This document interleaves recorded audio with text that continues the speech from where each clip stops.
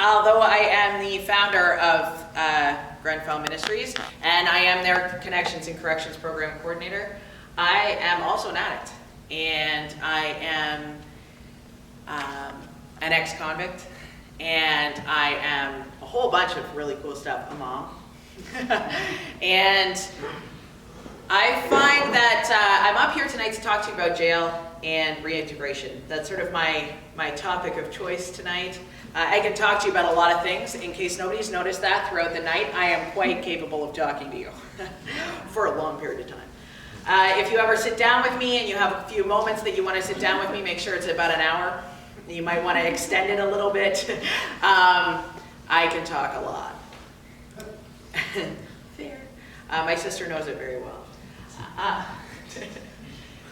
But tonight I'm here to talk to you about jail and reintegration. So I want to talk to you about some of the things that we do at Grenfell Ministries and our Connections and Corrections program, and the reason that we do them. So we do a peer support program. So again, we are peer support. We are the buffer between the street and the service. We are not the service.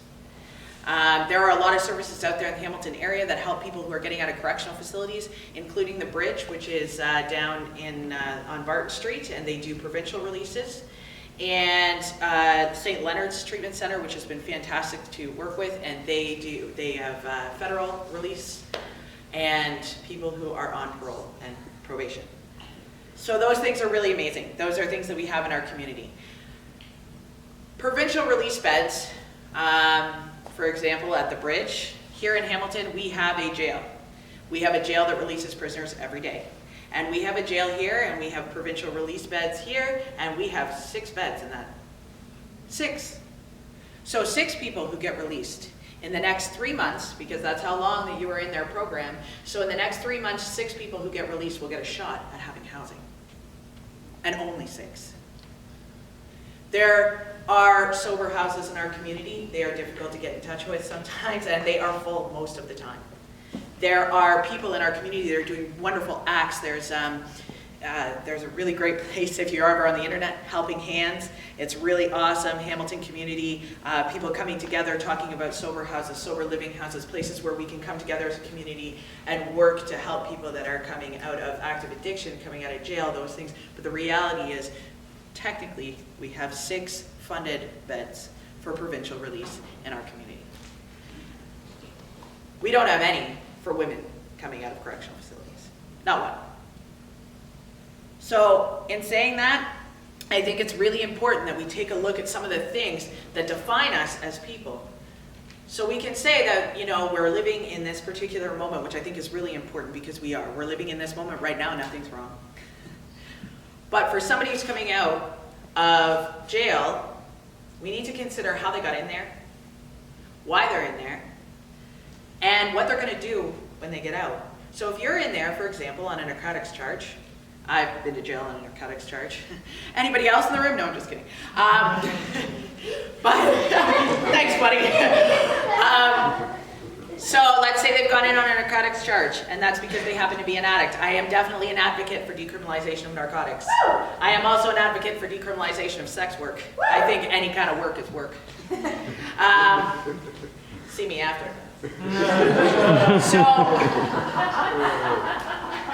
I think that it is really important that we take a look at those pieces of it, right? Okay, so let's say now you've gotten into jail, and you've gotten into jail on a narcotics charge, you're in jail, you sober up in jail. You start to see things a little bit more clearly. Now you're getting out. What are you going to do? If we take a look at Maslow's hierarchy of needs, which, if nobody's familiar with, basically says on that bottom scale, we need to take a few steps to take a look at some things before we can move on to the next piece. And those things are safe housing, a place to lay our head, food, community. And how do we get those things? Well, we have to build them. And when you get out of jail, you've lost everything that you have. When I went into jail, I had an apartment. Well, one time that I went into jail, I had an apartment. The other time I was living in a snowbank, but that was my snowbank. Okay? I had Wi-Fi there. I knew the password. I had a nice place. I had, you know, those Dickie coveralls. If any of you have been in the rural communities, those Dickie coveralls, you can sit in a snowbank for days. And those things, man, you're still warm. You're fine. Okay? And I had drugs. So I was really fine. When I got out, my snowbank was gone. Well, it was a new season. But if you go into jail and you go in the summer and you get released in the winter, you get released in the same clothes you went in with in the summer. You get released from whatever penitentiary you've been placed in. So I got arrested in Owen Sound. That means I go to Penetanguishene. If I'm in Penetanguishene, I get released in Penetanguishene. Right? So these are all these big barriers that people have to getting released from all these correctional facilities. And there are some things that can happen that are really great in correctional facilities. I don't want to say that correctional facilities are all bad, because you know what? There's a lot of people in there that are doing stuff in order to get us to a different place. Not every guard that has ever been one of my guards was bad. Those people don't take those jobs for the money either. They don't. They think they can help somebody, and they think that they can help from the inside, and you know what? That's awesome too. I'll take it.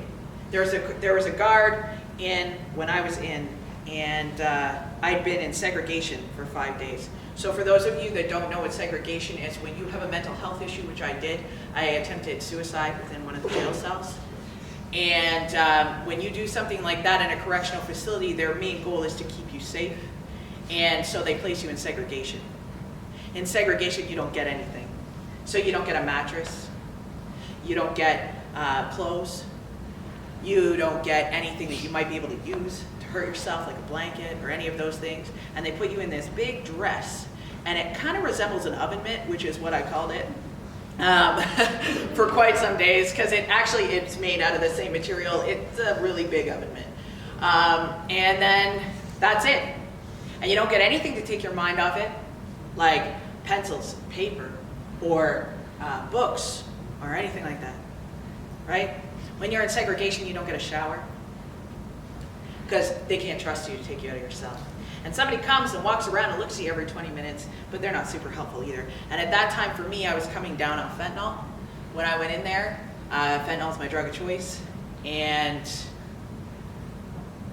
well, I guess it kind of chose me, if I really look at that. But I was coming down on fentanyl, which is hard. So I was cold, I was shaking, I was sick, I was all of those things. And I was in there, and I didn't have anything. And when the psychiatrist finally cleared me 5 days later and said, okay, I guess I'm gonna put you out on range the next day, I thought to myself, oh my gosh, I only have to make it through one more night here. I can do one more night, it's gonna be okay, it's only one more night. And one of those guards came in and he said to me, hey, I'm here by myself today. And I said, okay. And he's like, but I know that you've been in here a long time. You want a shower? You want a mattress? You want your clothes back? And you know what? Those kinds of people, those things matter. And that is what I try to tell people when I'm talking to people about correctional facilities, when I'm talking to people about the services that are in our area, when I talk about all of those things. That peer support piece is that piece where I say, hey man, I see you. Your life matters enough to me that I want you to make it to tomorrow, and that's all. I'm not going to tell you what you have to do. I'm not going to tell you where you have to be. I'm going to say to you, hey, I trust you enough to take you out of this cell and take you for a shower. And you know what? That saved my life. So I can't say jails are all bad. And that's why I'm so good at what I do. And I can brag because I'm up here right now, so I will. But that's why I'm so good at what I do, because I can see it from both sides. I can see that there's a purpose to our jails. I can see that there's a purpose to the things that happen, but there's things that need to change. That it takes a really long time to turn a big ship. So we got to work with what we have to save the people that we can in this piece. It's really important, if you take nothing else from this night, take the fact that you need to stop at those people you see on the street, the ones that are sitting on the corner, the ones that look like they may not quite be with us right now, the ones that are screaming to themselves on at a bus stop. Take that time to say, hey man, your life matters to me, and I hope you make it till tomorrow. I hope you're okay. Is there anything I can do to help? Because that's really what it's all about. Thanks, guys.